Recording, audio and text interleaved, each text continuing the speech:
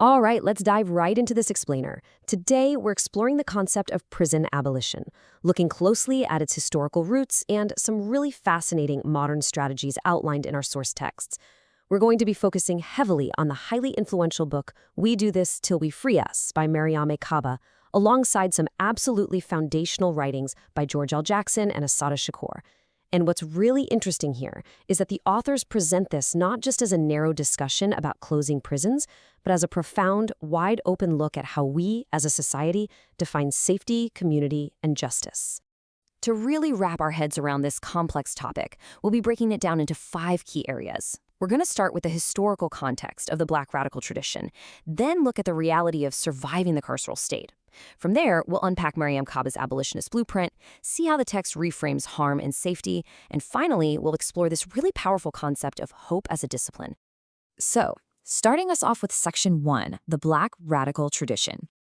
Our sources position modern abolitionist work not as some brand new isolated trend, but as part of a very long, deep lineage of resistance. We really have to begin with the raw historical foundation found in George Jackson's writings from prison. During his confinement, Jackson attempted this massive internal shift.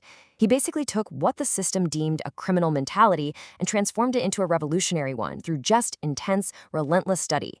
He spent years in solitary confinement, reading Marx, Lenin, and Fanon, and he realized that his rebellion had roots way deeper than just his individual actions. He saw his struggle as part of a much larger, systemic war. And that historical lineage really fuels the call to action echoed by authors like Assata Shakur.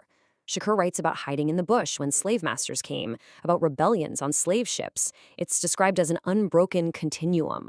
The modern abolitionist, according to these texts, is essentially picking up a baton passed down through generations of Black revolutionaries fighting systemic oppression. It's all about carrying on that long tradition of resistance. Moving right along to our second section, surviving the carceral state. What does it actually mean to be trapped inside this apparatus? Well, the texts detail an incredibly intense physical and emotional toll. Jackson frames his experience of confinement as a literal, constant state of warfare and survival. We're talking about extreme solitary confinement, strip cells where a person is totally deprived of basic hygiene and forced to sleep on canvas floors.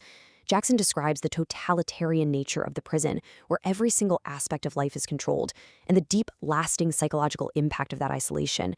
The sources describe a system just rife with racism and state-sanctioned violence, where authorities actively break down any unity among the incarcerated just to maintain control. Now, looking at this incredibly harsh reality, Mariame Kaba offers a starkly different perspective from what you might expect.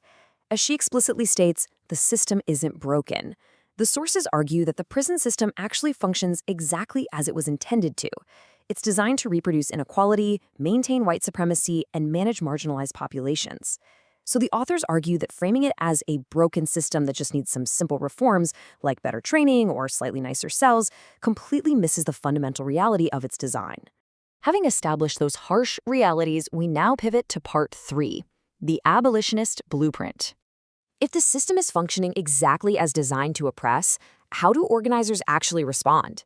Well, that brings us straight to Mariame Kaba's seminal book, We Do This Till We Free Us, which is really the centerpiece of today's overview.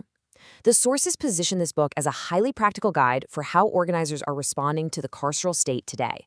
It's a collection of essays and interviews that basically distill decades of organizing against the prison industrial complex into real, actionable insights. So what exactly is abolition, according to this blueprint?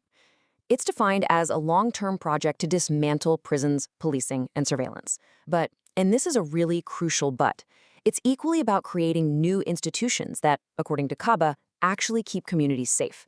Kaba emphasizes that abolition isn't just this negative project of tearing things down, it's a hugely positive project of building up. It requires fighting for living wages, environmental justice, housing, healthcare, and education. It's totally driven by the text's central belief that true safety comes from having your needs met, not from cages.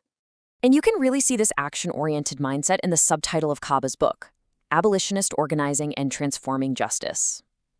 Kaba stresses that abolition is an active, ongoing practice of organizing. It's not just a passive belief or an identity you adopt. She argues you don't just become an abolitionist and sit back, right? You organize. You get to work with others to build defense campaigns. You create mutual aid networks, and you actively experiment with entirely new forms of community care. This naturally leads us right into our fourth section, reframing harm and safety.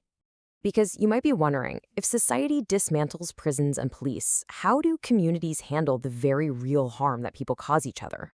Well, the sources draw a sharp contrast between two models of justice. On one side, we have retributive justice, which is our current model, relying heavily on state punishment and cages. The sources argue this actually just increases violence and relies on this overly simplistic victim-perpetrator binary that completely ignores the root causes of why harm happens in the first place. On the flip side is transformative justice. This model seeks genuine accountability outside of the carceral system. It asks deeper questions. Why did this harm occur? How do we repair it? And crucially, how do we transform the conditions that allowed it to happen at all? Kaba's text gives us some very actionable takeaways for practicing these tenets. First off, she argues society has got to reject that perfect victim binary, pointing out that the system often criminalizes survivors, especially Black women and girls who defend themselves, like Marissa Alexander or Brusha Meadows. Second, the text calls for us to divest from policing, literally taking resources away from systems of punishment. Third, we need to invest those resources directly into community needs. And fourth, practicing mutual aid and collective care. It's about learning to rely on each other when crises arise, rather than immediately calling the police. As we enter our fifth and final section, we're going to look at the philosophical mindset required to sustain this incredibly demanding work. Because the sources make it clear this is not a quick fix, it's a generational project. Kaba's book opens with this really beautiful, poignant dedication to my father, Musa Kaba, who taught me that failures are always lessons and that everything worthwhile is done with others. This perfectly highlights her deeply held belief that liberation absolutely cannot be achieved alone.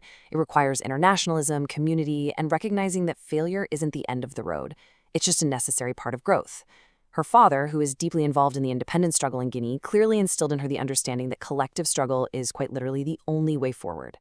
The sources describe this journey toward abolition not as some rigid set of rules or a flawless utopian roadmap, but as group improvisation. Kaba urges people to engage in what she calls a million different little experiments. According to the text, communities have to try new ways of resolving conflict, taking risks, accepting that failure is definitely going to happen, and then learning from those failures. It requires continuous study, reading, and reflecting on the history of radical movements. There are simply no soloists in this work. So the inevitable question pops up. People always want to know, okay, what exactly does a world without police and prisons look like? Give me the blueprint. Tell me exactly how it will work. When faced with this really challenging question, Kaba offers a surprisingly grounded, practical response. Her answer? We'll figure it out by working to get there.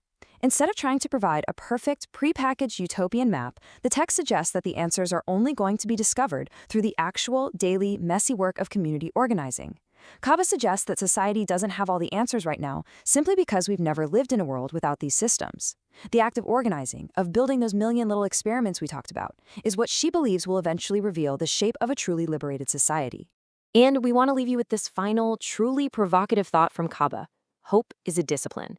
The text doesn't describe hope as a fuzzy feeling or some kind of naive optimism. It's an intentional practice. It's waking up and choosing to believe that transformation is possible and putting in the rigorous daily work to make it happen, especially when it's incredibly hard. So if hope really is a discipline rather than just a fleeting feeling, how will you choose to apply that discipline in your own communities? Thanks so much for joining us on this explainer. Keep learning, keep questioning, and we'll see you next time.